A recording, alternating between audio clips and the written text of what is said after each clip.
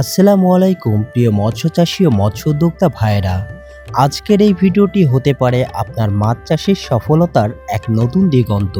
কারণ এখন চলছে বর্ষাকাল, প্রকৃতির দেয়া এক অনন্য উপহার।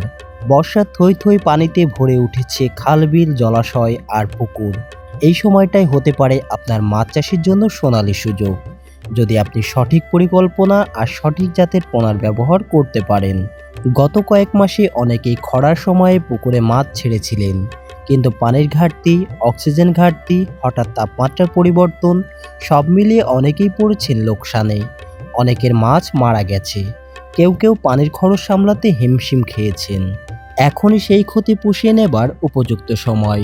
বর্ষার স্বচ্ছ ঠান্ডা পানিতে মাছের বৃদ্ধি যেমন দ্রুত হয়, তেমনই রোগবালাই কম হয়, অক্সিজেনের মাত্রাও থাকে পর্যাপ্ত। এ সময় সবচেয়ে উপযোগী হলো কার্প জাতীয় মাছ, যেমন রুই, কাতলা, সিলভার কার্প, গ্রাস কার্প, বিগ হেড ইত্যাদি। এরা স্বাভাবিক খাবার খায়, ফিড খরচ কম, দ্রুত বড় হয়, মাত্র 3 থেকে 3.5 মাসে বাজারজাত করার উপযোগী। প্রতি কেজিতে পর্যাপ্ত পরিমাণে লাভ থাকে।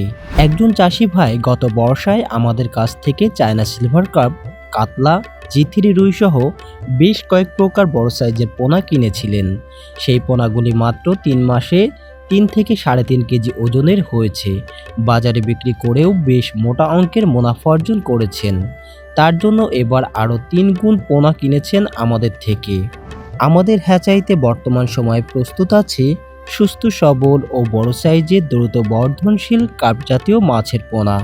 আপনি চাইলে সরাসরি আমাদের হ্যাচারিতে এসে দেখে শুনে মাছগুলি ক্রয় করতে পারবেন।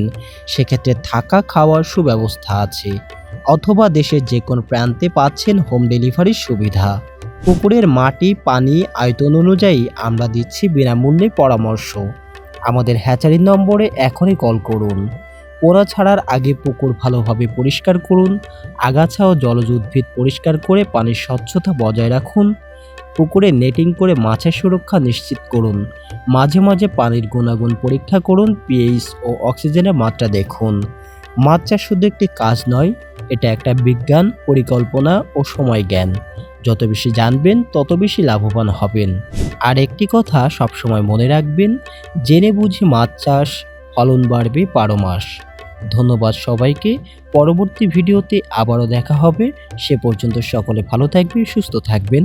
আল্লাহ হাফেজ।